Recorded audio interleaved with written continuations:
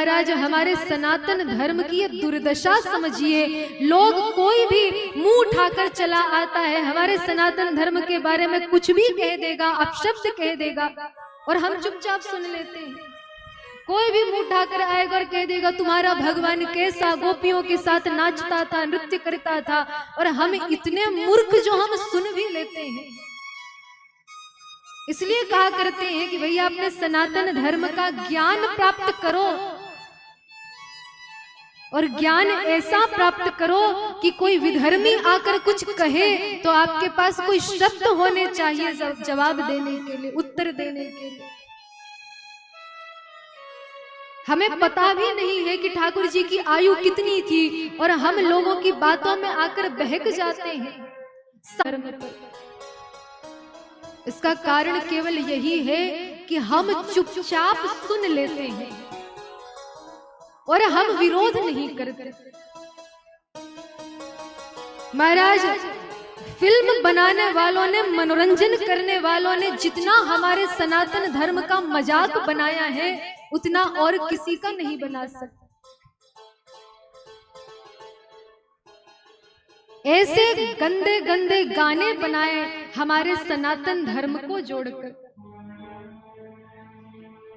राधा रानी का नाम लेकर न जाने ऐसे ऐसे गाने इन बॉलीवुड वालों ने बनाए हैं, इन फिल्म बनाने वालों ने बनाए हैं। ऐसे बेकार शब्दों का प्रयोग करके हमारी किशोरी जी का अपमान करते हैं, हमारे गोविंद का अपमान करते हैं। लेकिन वहीं हम सनातन धर्मी क्या करते हैं, बोले महाराज थिएटर पर जाकर ताली बजा बजा कर ऐसे फिल्मों का प्रोत्साहन करते हैं। कितनी मूर्खता है, कितनी दुर्दशा है ये सनातन धर्म की। होली का त्योहार आएगा, 15 दिन पहले लोग कहना शुरू कर देंगे अरे भैया पानी बचाओ, होली ज्यादा मत खेलो, सूखा गुलाल लगाओ, पानी बचाओ, ये करो वो करो। और महाराज वहीं एक समूह ऐसा भी है जिनके त्योहारों में रंग गुलाल की जगह बकरे आदि जानवरों के खून बहाए जाते हैं। उन्हें बोलने कोई नहीं जाता, उन्हें मना करने कोई नहीं जाता। लेकिन हमारे सनातन धर्म के इतने विरोधी कि महाराज कोई रंग गुलाल भी खेले तो उस पर भी लोग 10 प्रकार के ज्ञान देने आ जाते हैं। हम तो कहते साल भर खूब पानी बचाओ, लेकिन होली के दिन खूब रंग गुलाल से खेल खेलो। अपने सनातन धर्म के जो त्योहार हैं उनको संक्षिप्त क्यों करना। दीपावली के 15 दिन पहले आने लगेंगे, फटाके मत फोड़ो, फटाके मत जलाओ। और महाराज वहीं एक समुदाय ऐसा भी है जिनके त्योहारों में कितने ही फटाके हो, कितनी ही जीव हत्या की जाए, उन्हें रोकने वाला, उन्हें टोकने वाला कोई नहीं है। क्यों हमारे सनातन धर्म का इतना मजाक बनाया जाता है? और महाराज कोई दूसरा नहीं आता, अपने लोग ही आ जाते हैं हंसने को, मजाक उड़ाने को। इसका कारण यही है कि हमने अपने सनातन धर्म के ज्ञान में कमी कर दी। कितनी दुर्दशा है कि भगवत गीता का प्रथम श्लोक लाखों में से किसी एक को याद होगा। कथा हजारों सुनेंगे, भगवत गीता के बारे में सब जानते हैं कि भगवान ने अपने मुख से भगवत गीता जीव को प्रदान की है, व्यक्ति को प्रदान की है, लेकिन भगवत गीता का एक श्लोक हमको याद नहीं। कितना दुर्भाग्य है ये हमारा। इसलिए महाराज कराइए अपने बच्चों को, बड़े बड़े स्कूलों में पढ़ाओ, बड़े बड़े यूनिवर्सिटी में भेजो, लेकिन एक प्रयास अवश्य करो कि महाराज 24 घंटे में बच्चों को एक बार अपने पास बिठाकर अपने सनातन धर्म का ज्ञान देना शुरू करो। भगवत गीता के 5 श्लोक पढ़ाने शुरू करो, रामचरितमानस के 5 दोहे पढ़ाना शुरू करो, इतना तो अवश्य करो। यदि चाहते हैं कि हमारे बच्चे पतन के मार्ग पर ना जाए, यदि आजकल के जमाने में बच्चों को संभालने वाला यदि कोई है तो वो हमारे शास्त्र हैं, वो हमारा सनातन धर्म है। वरना आप सबने देखा ही है माता पिता पाई पाई जोड़कर अपने बच्चों को पढ़ाने भेजते हैं, बड़े बड़े शहर में भेजेंगे, बड़ी बड़ी यूनिवर्सिटी में पढ़ाएंगे, लेकिन बच्चे आजकल इतने कमजोर हो चुके हैं, मानसिक रूप से इतने कमजोर हो गए हैं। थोड़े भी कम नंबर आ गए, थोड़े भी गलत संगति में फंस गए, करते क्या है बोले आत्महत्या कर लेते हैं। कोई फांसी पर लटक रहा है, कोई जहर खा रहा है, माता पिता सर पटक पटक कर रो रहे हैं। कोई बेटी लव जिहाद आदि के चक्करों में फंसकर 36 टुकड़े होकर कभी कटी पड़ी फ्रिज में मिलती है, कभी किसी बैग में बंद मिलती है। माता पिता अपने जीवन की पाई पाई जोड़कर बच्चों को पढ़ा रहे हैं और बच्चे गलत संगति में फंसकर अपने जीवन का अंत कर देते हैं। इससे बचाने की सामर्थ्य यदि किसी में है तो वो केवल धर्म में है, सनातन धर्म में है।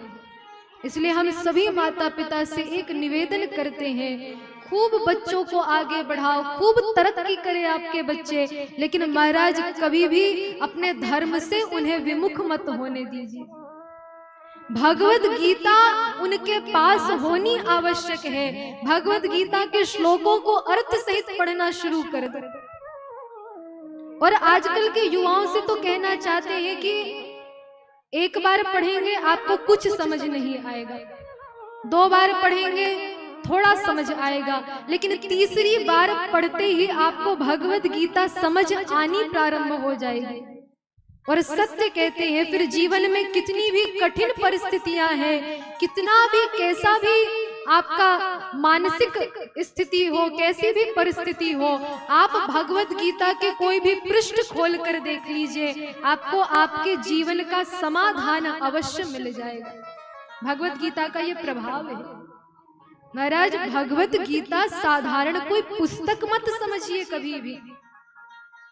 भगवत गीता क्या है? ठाकुर जी के मुख से निकले हुए शब्द हैं और जीव के कल्याण के लिए गोविंद ने सबसे सुंदर उपाय भगवत गीता में बताया। भगवत गीता को अपने जीवन में धारण करो। मानते हैं आपके पास समय की कमी हो सकती है, आजकल जीवन में व्यक्ति इतना व्यस्त है कि उसके पास समय की बड़ी कमी है। दिन में आपको समय ना मिले चलेगा, लेकिन रात्रि में सोने से पहले एक नियम बना लीजिए कि रात में जब सोएंगे तो भगवत गीता के 5 श्लोक अवश्य पढ़कर सोएंगे। और श्लोक पढ़ने में यदि आपको कठिनाई होती है तो रामचरितमानस लेकर रामचरितमानस के 5 दोहे अवश्य पढ़ना शुरू कर दीजिए। आप देखेंगे प्रभाव ऐसा है कि आप तनाव से मुक्त होने लगेंगे। आपके जीवन में कभी पतन नहीं हो सकता, इस बात की तो गारंटी है। आपके बच्चे कभी पतन के मार्ग पर नहीं जाएंगे, इस बात की तो गारंटी है। इसलिए शास्त्रों का ज्ञान अपने बच्चों को प्रदान करो और बहुत आवश्यक है सनातन धर्म का ज्ञान होना। कोई गंदे विभत्स गाने में हमारे ठाकुर जी का नाम लेकर महाराज ठाकुर जी का अपमान कर रहे हैं। और आजकल लोग फिर कहते, हमारे बच्चे कहते, जब महाराज बच्चे कहते हैं ना, कभी कभी मैयाएं आकर कहती है कि हमारा बेटा तो सलमान खान का बहुत बड़ा फैन है, हमारा बेटा तो शाहरुख खान का बहुत बड़ा फैन है, हमारी बेटी इसकी फैन है, हमारी बेटी उसकी फैन है। महाराज हमको इतना कष्ट होता है सुनकर। वो माता पिता कैसे हैं जो इतना प्रोत्साहित भी करते हैं बच्चों को। फैन बनाओ बच्चों को, इसमें कोई बुरी बात नहीं, लेकिन किनके फैन बनाओ? जो हमारी गायों को काट कर अपनी रोटी में खा रहे हैं, उनका फैन आप अपने बच्चों को बना रहे हैं और खुश हो रहे हैं। ये कितना दुर्भाग्य है, ये कितनी मूर्खता है। फैन बनाओ, पर किसके फैन बनाओ? महाराणा प्रताप के फैन बनाओ। फैन बनाओ पर किसके बनाओ? वीर शिवाजी महाराज के बनाओ। और अपने बच्चों को बताओ कि जब मुगलों ने हमारे हमारे देश में आक्रमण किया, तब वीर शिवाजी महाराज ऐसे हुए जिन्होंने मुगलों को हमारे देश से खदेड़ कर बाहर निकाल दिया। अटक से लेकर कटक तक जिन्होंने राज्य किया, जिनमें इतना बल था कि महाराज महाराणा प्रताप अकबर के शरीर का जितना भार नहीं था, उससे अधिक भार का भाला लिए घूमते थे। 2 क्विंटल लोहा अपने शरीर में धारण करके चलने वाले वीर महाराणा प्रताप, जिनके बारे में हमारे बच्चे नहीं जानते, जिनका त्याग नहीं जानते। घास की रोटी खाना स्वीकार कर लिया, लेकिन अपने धर्म को परिवर्तित नहीं किया, कभी झुके नहीं किसी के सामने। घास की रोटी पकाकर खाना स्वीकार किया, लेकिन अपने धर्म के मार्ग पर अडिग रहे।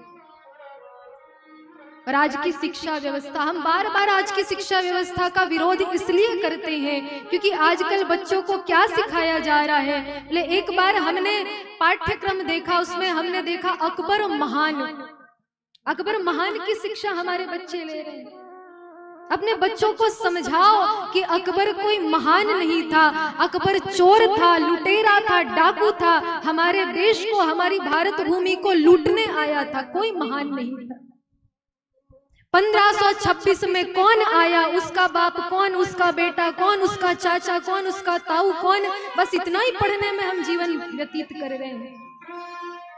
भाड़ में जाए सब, हमको उनसे क्या मतलब।